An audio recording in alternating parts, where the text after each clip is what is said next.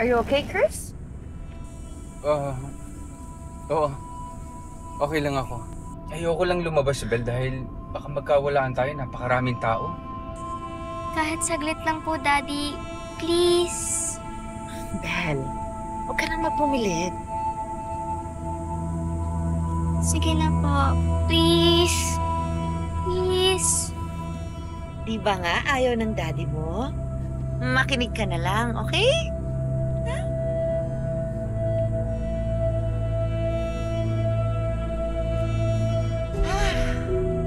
Saan pa talaga magsisimula tong parada na to nang makaalis na tayo dito? May anak ka ng dugyot. May anak ka pang magnanakaw. Halika dito. Siguro tanda ka na, no? Halika, Sinta.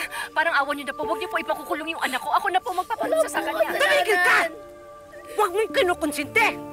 Kaya lumalaki mas maugali. Ako kinukonsente yung mga anak ko, pero hindi ko siya magnanakaw. Maniwala po kayo sa akin. Halika! Para magtanda ka! Makukulong kita! Dadalhin kita kay Kapitan. Halika! Tatanda ka na siguro, ano? Halika, Sinta. Sandali na po. Halika, Sinta! Ano ba? Kukonsintihin mo na naman ang anak mo? Hindi ho. Huwag niyo na pong ipakulong yung anak ko. Ako na lang pong paparusa sa kanya. Sige. Gusto kong makita. Po? Ano? Nay, hindi po talaga ako nagnakaw, Nay. Ano?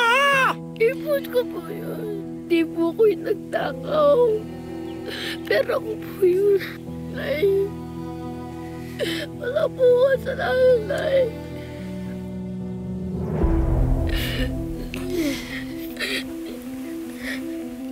Nay, Nay. Wala po kasalanan, Nay. Nay. Sige na! Nay.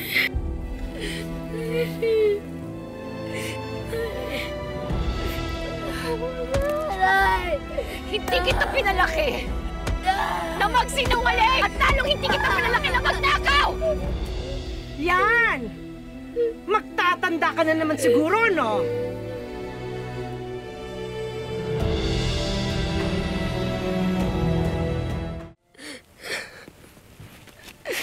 Sabi ko naman po sa inyo na hindi po nagnakaw. Pero hindi niyo po ako pinaniwalaan. Bakit niyo po nagawa sa akin, Nay? Tyron!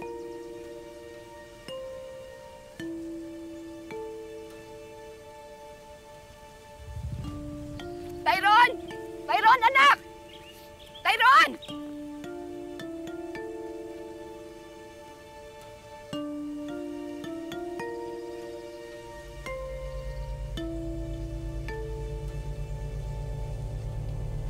Nasaan na kaya yung kapatid mo?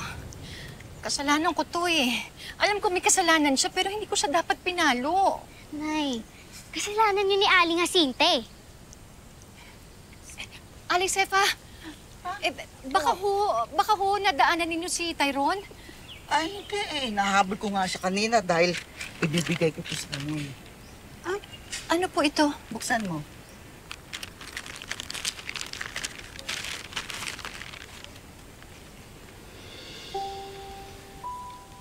Aling Sefa, hindi ko pa ho ito nabibili.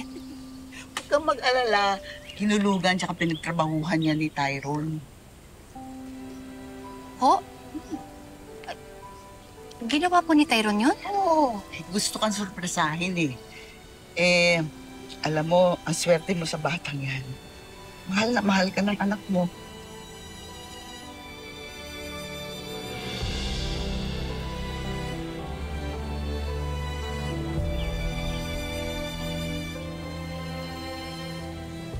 Tyron? Tyron, nandito ka ba? Anak, tingnan mo nga kung nasa kwarto siya. Sige po. Tyron! Tyron, nandito ka ba? Dalia! Ano? Nandiyan ba yung kapatid mo? Nay, wala po siya dun eh. Wala. Wala po. Saan na kaya napunta yung kapatid mo? Nay, uwi din po yun. Hintayin na lang po natin siya dito.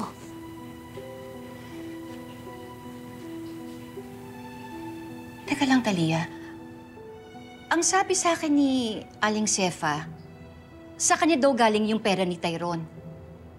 Eh, bakit sinabi mo na siya ang nagnakaw ng pera ni Madam Jacinta? Parang nakita ko po kasi si Tyrone na may kinukuha po dun sa bag ni Madam Jacinta. O baka namalikmata lang po ko? Talia, sa susunod, huwag kang magsusumbong ng hindi ka sigurado. Ha? Napalo ko tuloy yung kapatid mo. Sigurado ako nagtatampo sa kanya kakamban mo. Ngayon ko lang siya napalo.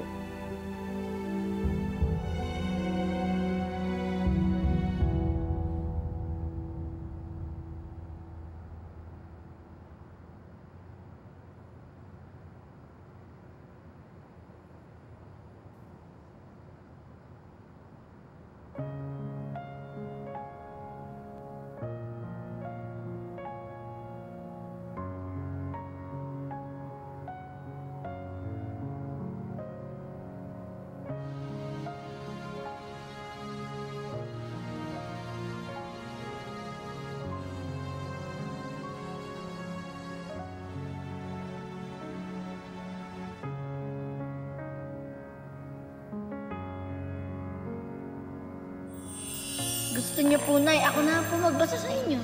Ay, kung hindi na anak, ayoko naman ng ganun. Siyempre gusto ko ako magbabasa. Ayan mo, anak. Bibili ng salamin si nanay para mabasa ko lahat ng mga sulat mo sa akin.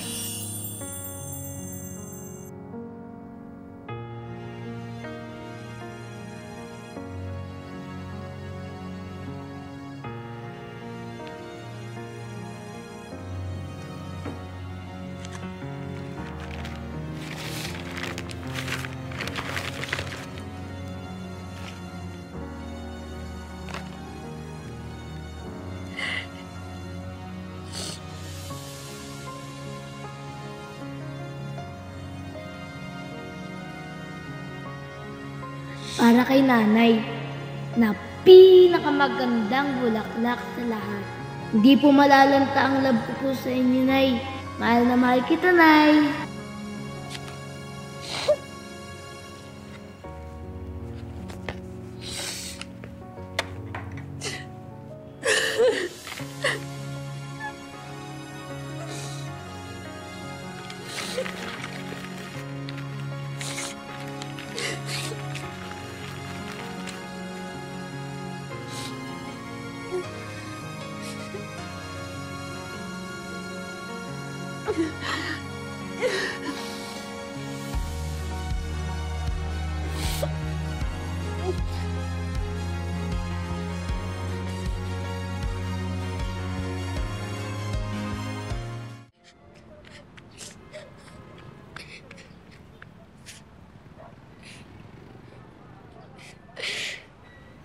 Nay!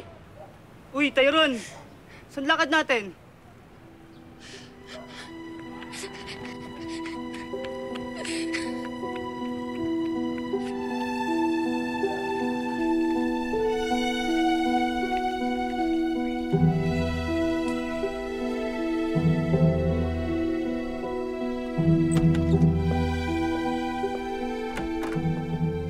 Anak? Iiwan mo na kita kay Adelina, ha? Papunta na siya dito, ha? Hanapin ko lang yung kapatid mo. Dali, ah.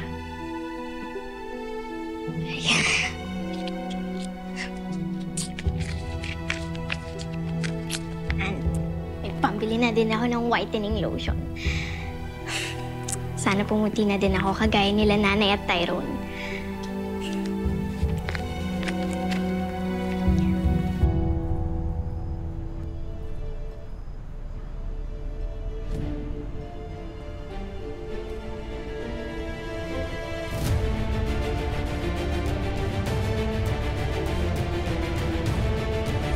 Ayos din kami kaagad, ha? Pupunta kami doon sa rest house. So you're still scared na Rosal might's here?